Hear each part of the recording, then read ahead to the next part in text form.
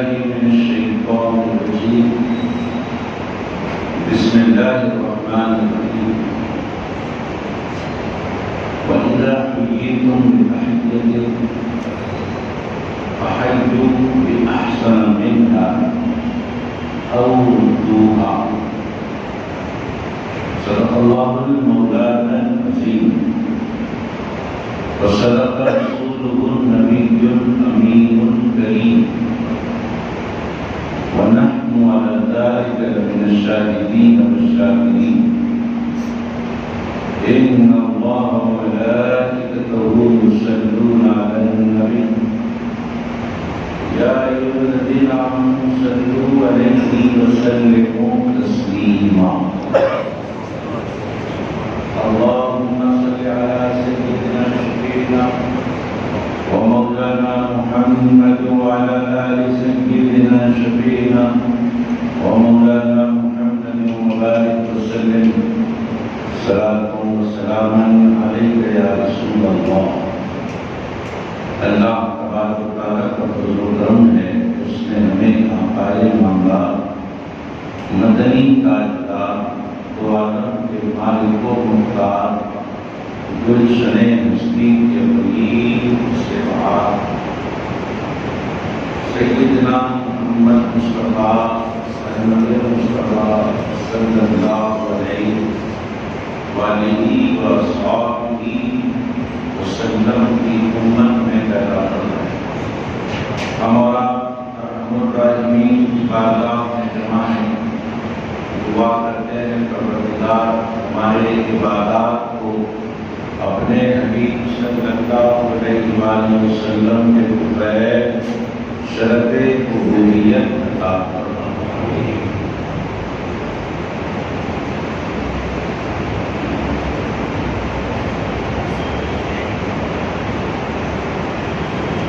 میلاد النبی صلی اللہ علیہ وآلہ وسلم کے مہینے کی مناسبت سے گزشتہ چند دنوں سے قرآن کریم اور احادیث مبارکہ کے حوالوں سے میلاد النبی علیہ السلام کے برکات، اس کے ادوار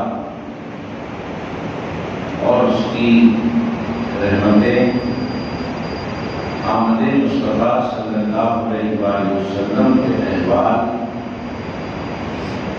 اور ذکر ولادت سرور کائنات صلی اللہ علیہ وآلہ وسلم پر بیان ہوتا رہا اور قیامت تک چاہنے والے آمد مصطفیٰ علیہ السلام پر بیانات کرتے رہیں گے، سنتے رہیں گے، کیونکہ سرکار کی آمد کے بارے میں کہنا، سننا اور کہنے سننے کے لیے محفل سجانا، یہ سارے کام تمام دنیا کے کاموں سے بہتر ہے۔ ہمارے سرکار علیہ السلام دنیا میں تشریف لے آئے،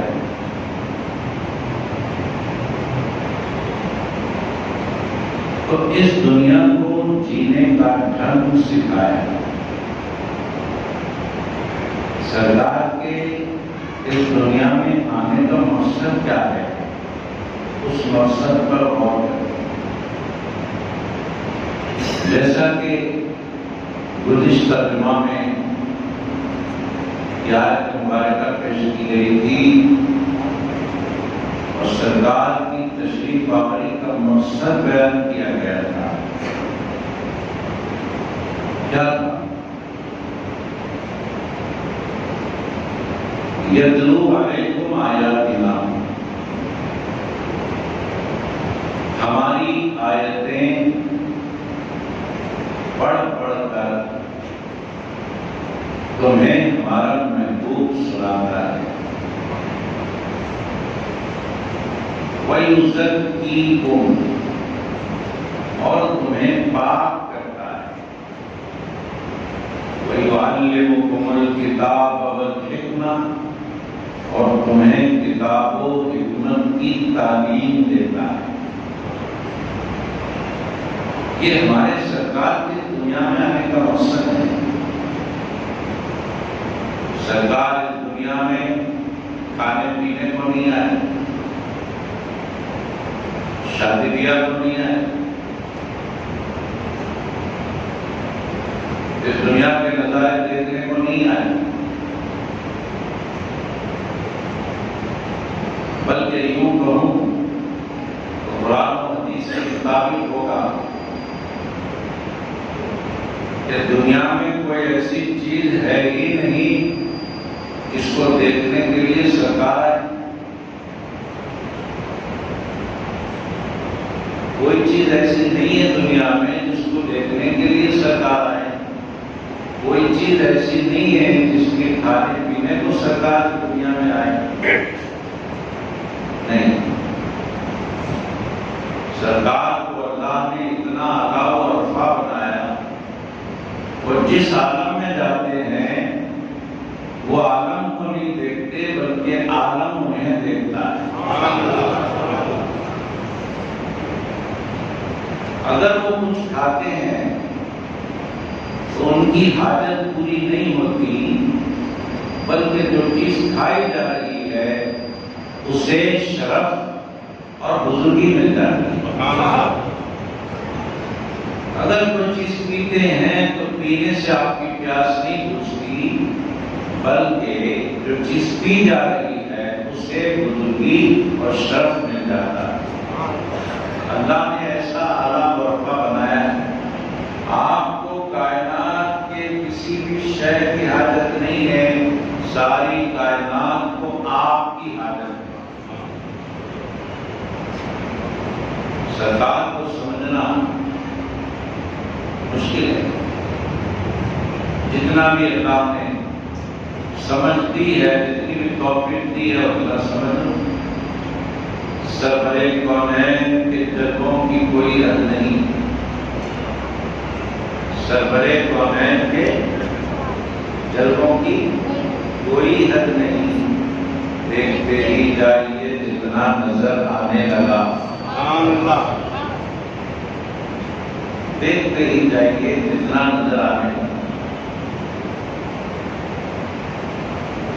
خدا کا تو عرفان آسان ہے لیکن سمجھنا ہے مشکل۔ مقام محمد صلی اللہ علیہ وآلہ وسلم،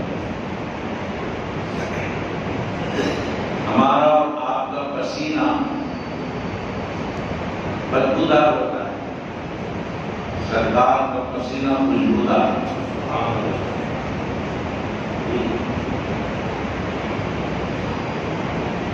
ہم آپ جب طہارت سے فارغ ہوتے ہیں تو بدبو پھیلتی ہے، ہمارے سرکار جب طہارت سے فارغ ہوتے ہیں تو خوشبو پھیلتی ہے۔ ہمارا خون ناپاک ہے، سرکار کا خون پاک ہے۔ ہمارا پیشاب پاخانہ ناپاک ہے، سرکار کا پیشاب بھی پاک ہے، پاخانہ بھی پاک ہے۔ ایک صاحب کو یہ بات سمجھ میں نہیں آئی، اور سمجھ میں ہر ایک کے آنا ضروری بھی نہیں ہے، کیونکہ ہر ایک کا فہم اتنا نہیں ہوتا، ہر ایک کا فہم، ہر ایک کی سمجھ الگ الگ ہوتی ہے۔ یہ پیشاب پاخانہ کیسے پاک ہو جائے گا؟ تو ہم نے پوچھا یہ بتاؤ کہ شہد پاک ہے کہ ناپاک ہے؟ شہد پاک ہے ناپاک ہے؟ انہوں نے کہا شہد پاک ہے، شفا بھی ہے شہد۔ تو ہم نے کہا شہد آیا کہاں سے؟ شہد نکلا کہاں سے؟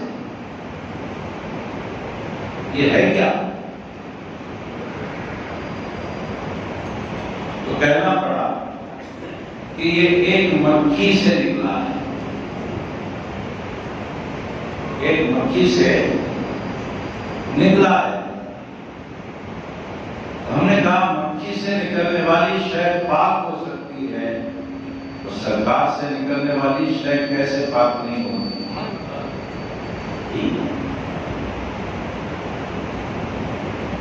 شہتوت کا پتا ہم کھاتے ہیں، گزلا بن کے نکلتا ہے ناپاک. اگر وہی شہتوت کا پتا کسی بکری کو کھلائیں، مہنگی بن کے نکلتا ہے، ناپاک ہے. وہی شہتوت کا پتا اگر شہد کی مکھی کھا لے، شہد بن کر نکلتا ہے تو پاک ہے. پتا ایک ہی ہے، ہم کھاتے ہیں تو گزلا بن کے نکلا، بکری کھاتی ہے تو مہنگی بن کے نکلا، مکھی کھاتی ہے تو شہد بن کے نکلا. تو یہ اپنے اپنے باطن پر منحصر ہوتا ہے.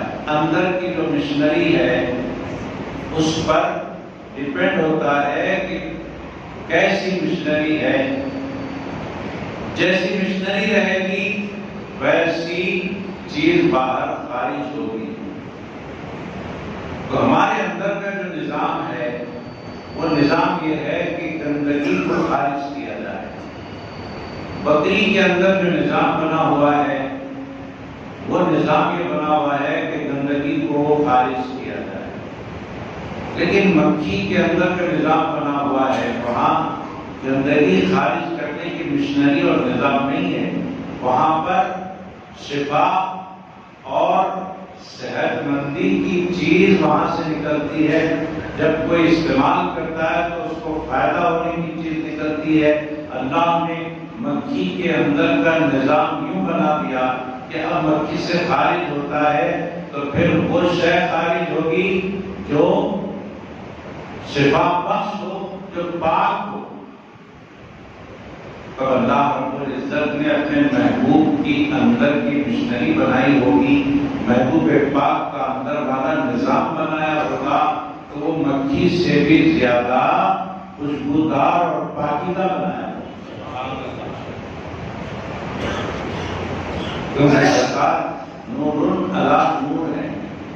حدیث پاک ہم نے پیش کی تھی گزشتہ کہ آقا علیہ السلام جب قضائے حاجت سے فارغ ہوتے تو صحابہ نے غور کیا کہ وہاں سے خوشبو آتی، بدبو نہیں آتی. اور زمین کو یہ حکم تھا کہ جہاں بھی سرکار قضائے حاجت سے فارغ ہو اسے زمین کے اندر چھپا لیا جائے. یہ سب نظام بنا. ہم عرض کر رہے ہیں آج کے بیان میں کہ اللہ کے رسول علیہ السلام اس دنیا میں آئے تو آنے کا اصل مقصد کیا ہے؟ وہ اصل مقصد ہے وَيُزَكِّيكُمْ، آپ کو ہم کو پاک کرنے کے لیے. ہمیں پاک کرنے اللہ پاک کے پاس سے رسول پاک آئے. ہماری گفتار کو پاک کرنے آئے، ہمارے کردار کو پاک کرنے آئے. ہمیں کھانے کا سلیقہ سکھانے آئے، ہمیں گفتگو کے آداب سکھانے آئے، ہمیں سونے جاگنے کے آداب سکھانے آئے، ہمیں چلنے پھرنے کے آداب سکھانے آئے، ہمیں شادی بیاہ اور تجارتی زندگی گزارنے کے آداب سکھانے آئے. مختصر یوں عرض کروں کہ ہمیں جینے مرنے کا سلیقہ سکھانے.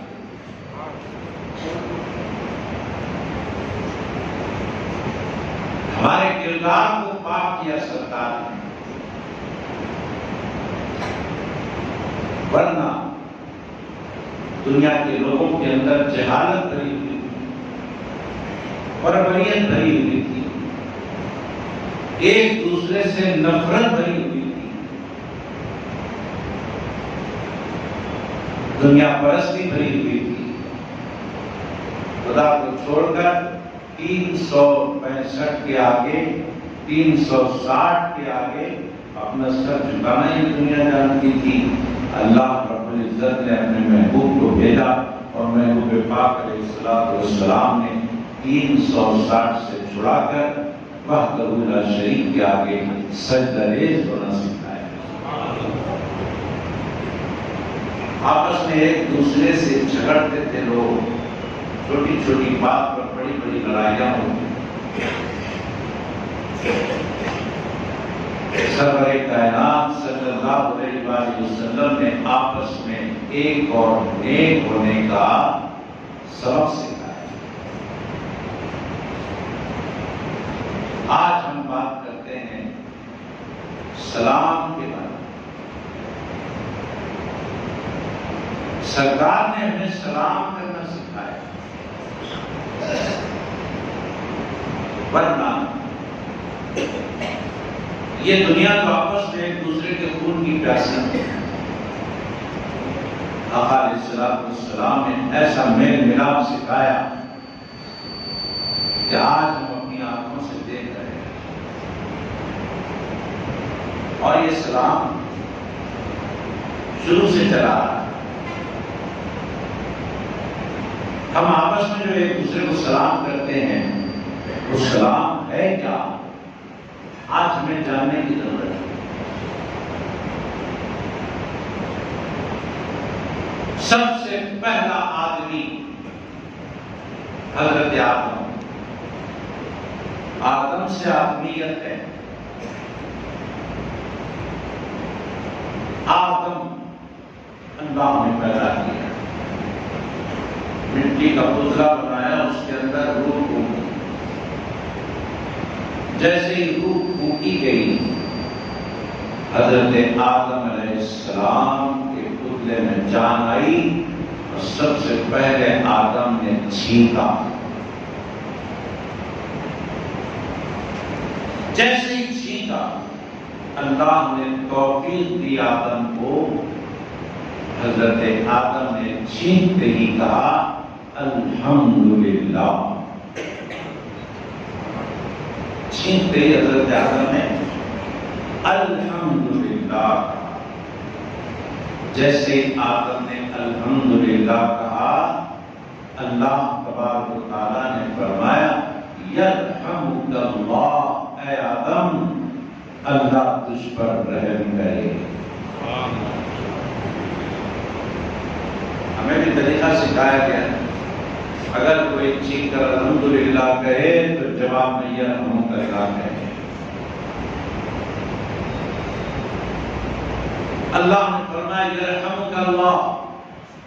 اس کے بعد اللہ نے حضرت آدم سے فرمایا اے آدم جاؤ، وہاں فرشتوں کی جماعت بیٹھی ہوئی ہے، جا کر فرشتوں کو سلام کر کے آؤ۔ حضرت آدم گئے، جانے کے بعد کہا السلام علیکم۔ فرشتوں نے جواب دیا وعلیکم السلام۔ فرشتوں کا جواب۔ پھر حضرت آدم چلے آئے، اللہ تبارک و تعالیٰ کے حاضر ہو کر عرض کرنے لگے اے اللہ، میں نے فرشتوں کو سلام کیا اور انہوں نے جواب دیا۔ اللہ تبارک و تعالیٰ نے فرمایا آدم آج سے قیامت تک تمہارا اور تمہاری ساری اولاد کا یہی سلام رہے گا۔ سبحان اللہ۔ کوئی سلام چلا رہا ہے، السلام علیکم، وعلیکم السلام۔ معنی کیا ہے؟ آپ اس کو سلام کر رہے ہیں، اس کا معنی ہے السلام علیکم، تم پر سلامتی ہو۔ سلامتی کی دعا کی جا رہی ہے، تم پر سلامتی۔ پلٹ کر جواب دیا جا وعلیکم السلام، تم پر بھی سلامتی ہو۔ ایک دوسرے کو سلامتی کی دعا دے رہے ہیں۔ اگر السلام علیکم میں سے لام نکال دیا جائے، جیسے کہ بعض لوگوں کو سلام کرتا ہوا سنائی دیا جا رہا ہے آج کل، لوگ بولتے ہیں لام کے بغیر السلام علیکم، السلام علیکم، سلام نہیں، السلام علیکم۔ تو عربی کا اگر ترجمہ کریں السلام علیکم کا تو یہ دعا نہیں ہوتی، یہ بدعا ہو جاتی ہے۔ اس کے معنی ہوتے ہیں تمہیں موت آئے، الٹے معنی، تم مر جاؤ، تمہیں موت آئے، یہ معنی ہوتا ہے۔ تو لام کو یاد رکھیں، لام کو نہ چھوڑیں، السلام علیکم نہ بولیں، السلام علیکم بولیں، السلام علیکم، لام کو لائیں لازم۔ اب رہا اس میں اور اضافہ کرنا، تو ایک حدیث شریف ہے، سرکار دو عالم صلی اللہ علیہ وسلم تشریف فرما تھے، صحابہ بھی بیٹھے ہوئے ہیں، ایک صحابی آئے اور آ کر سلام کیا، السلام علیکم، سرکار علیہ السلام نے جواب دیا، اور آخر نے فرمایا کہ اس بندے کو 10 نیکیاں مل گئی۔ السلام علیکم بولتے ہی 10 نیکیاں ملی۔ پھر دوسرے صحابی آئے، السلام علیکم ورحمۃ اللہ، سرکار نے جواب دیا، سرکار نے ارشاد فرمایا انہوں نے السلام علیکم کے ساتھ رحمت اللہ کا اضافہ کیا، انہیں 20 نیکیاں ملی۔ پھر تیسرے صحابی آئے، السلام علیکم ورحمۃ اللہ وبرکاتہ، سرکار علیہ السلام نے جواب دیا اور ارشاد فرمایا کہ اس کو 30 نیکیاں ملی۔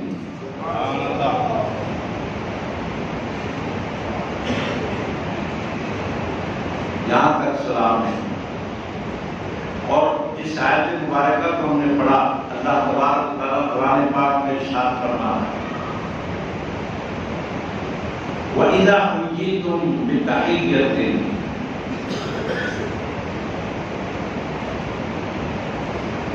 جب کوئی تمہیں سلام کرے،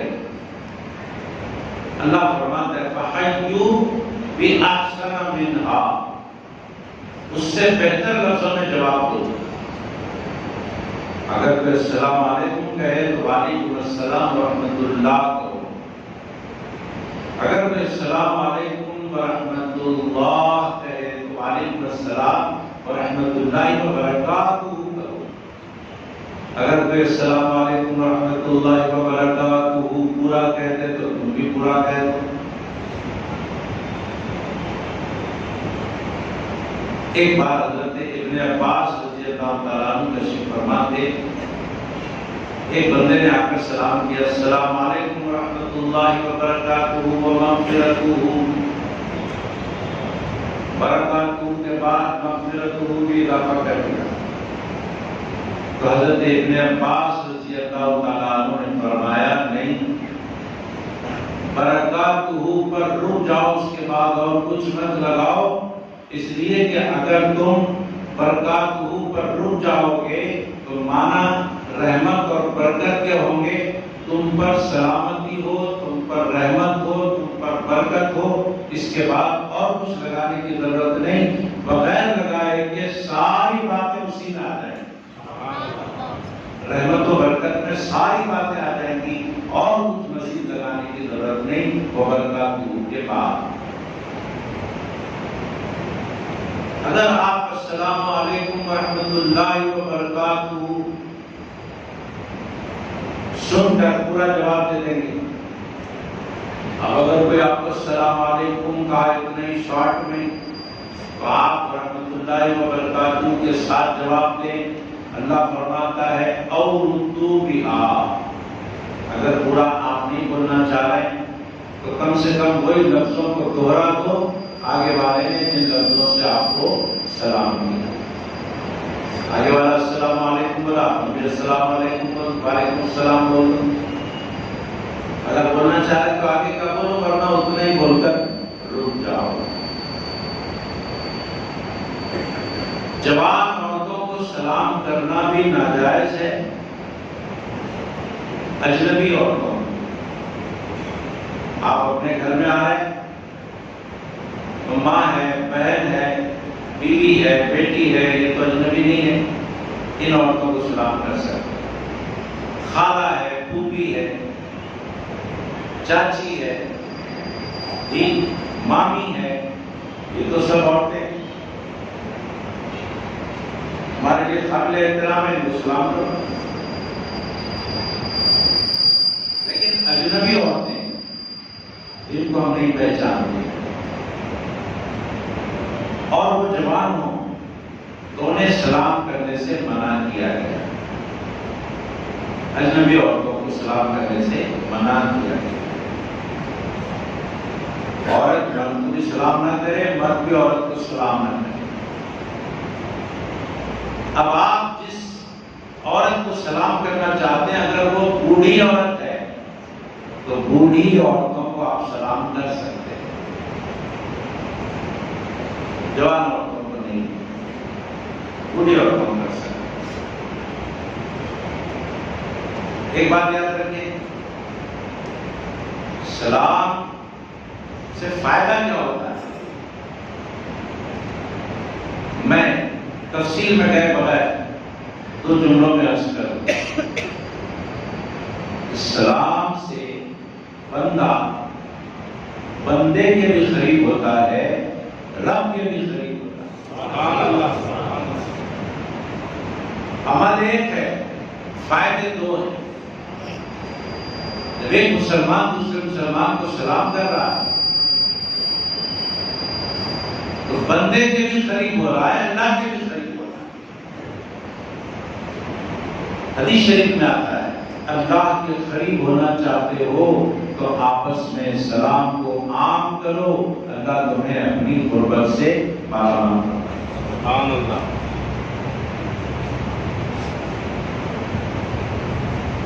جنت اللہ نے کس کے لیے بنائی؟ ہر کوئی بولے گا مومن کے لیے جنت ہے، جنت مومن کے لیے۔ سرکار علیہ السلام ارشاد فرماتے ہیں جنت میں وہی جائے گا جو مومن ہے، اور سچا مومن وہی ہوگا جو اپنے مومن بھائی سے محبت کرتا ہو،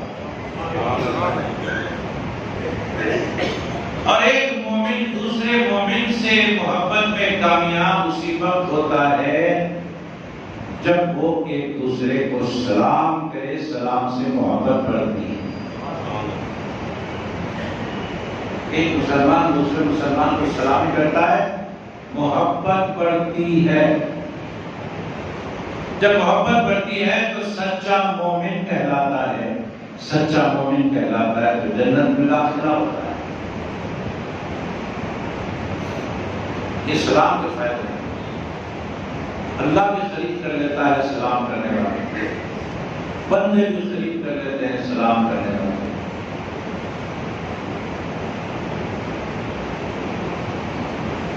اور ایک بات، اللہ کے نزدیک اگر کوئی پسندیدہ بندہ بننا چاہتا ہے، اللہ والا بننا چاہتا ہے، تو اس کو چاہیے کہ سلام میں پہل کرے، انتظار نہ کرے کہ فلاں بندہ مجھے سلام کرے، میں اس کو نہیں کرتا، وہ مجھے سلام کرنا۔ اللہ والے نہیں بنتے۔ اللہ والے بننے کے لیے خود کو پہل کرنا پڑتا ہے، سلام علیکم، سلام علیکم۔ جب گھر میں داخل ہو تو سلام کرو، جب کسی سے ملاقات کرو تو سلام کرو، اور جب دونوں آپس میں ایک دوسرے سے جدا ہو رہے ہو تب بھی سلام کر کے واپس ہو جاؤ۔ ایک بندہ سواری پہ جا رہا ہے، ایک بندہ پیدل ہے، تو پیدل والا سواری والے کو سلام نہ کرے، سواری والا پیدل والے کو سلام کرے۔ کئی لوگ بیٹھے رہے، مجمع بیٹھا ہوا 4-6 آدمی 10 آدمی بیٹھے ہیں، ایک آدمی آیا تو آنے والے کو چاہیے کہ بیٹھے ہوئے لوگوں کو سلام کریں۔ بیٹھے ہوئے لوگوں میں سے ایک بندہ بھی جواب دے دے تو سب کی طرف سے وہ جواب ہو جائے۔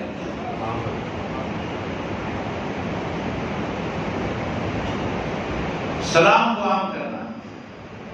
ایک صحابی اپنے گھر سے نکلتے اور دورہ کرتے گلی کوچوں کا اور پھر گھر کو آ جاتے، نہ مارکیٹ سے کچھ خریدتے، نہ کچھ بیچتے، نہ کچھ نہ کیا۔ جب ان سے پوچھا جاتا ہے کہ آپ اتنا محنت کر کے اتنا دورہ کر کے آتے ہیں، نہ کچھ خریدتے ہیں نہ کچھ بیچتے ہیں، کیا قصہ ہے؟ تو انہوں نے ارشاد فرمایا، میں صرف لوگوں کو سلام کرنے کے لیے نکلتا ہوں، سلام کے لیے نکلتا ہوں۔ اسلام کی بڑی فضیلت ہے، ہرگز انتظار نہ کرے کسی کا، بس کوئی بھی مسلمان بھائی نظر آئے السلام علیکم، السلام علیکم۔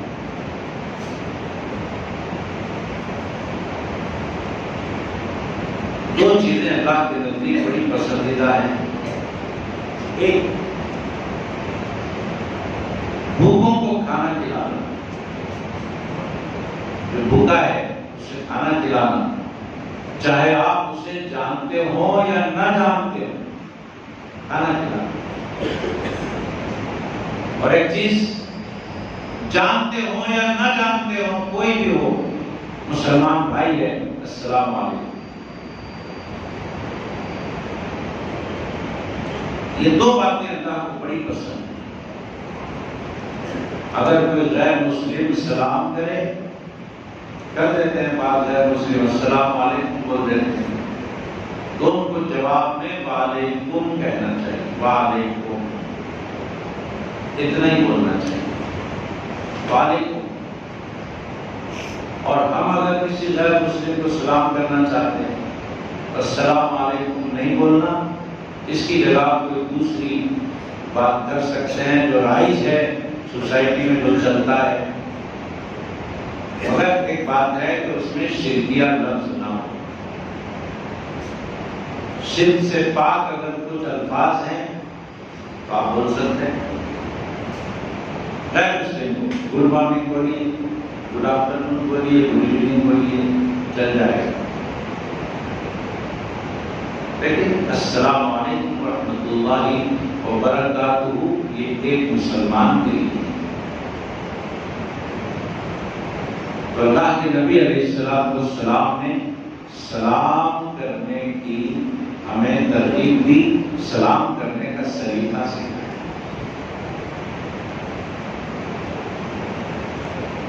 سلام سے محبت بڑھتی ہے۔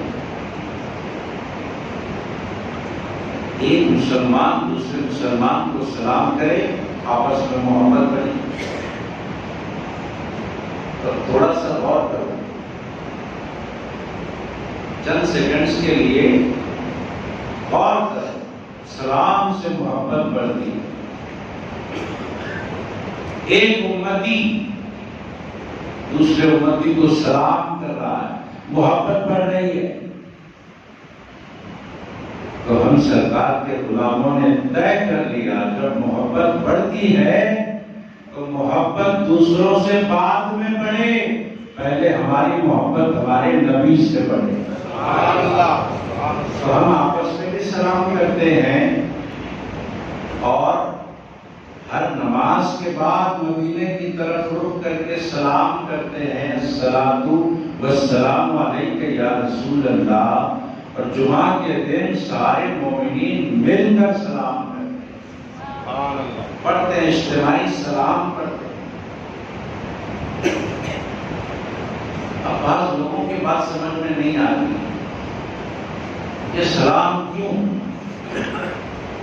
تو ہم سلام والی حدیث سنانا چاہتے ہیں، کیونکہ سلام سے محبت بڑھتی ہے۔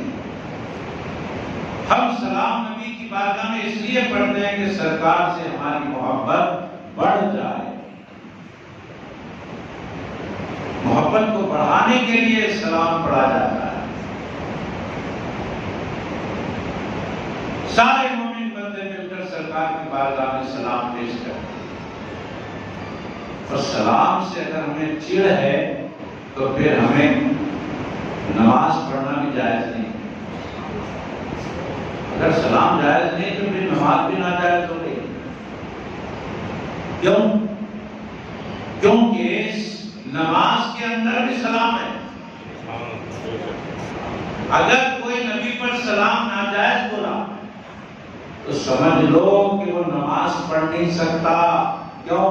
جب تک نبی پر سلام نہیں بھیجے نماز مکمل نہیں ہوتی.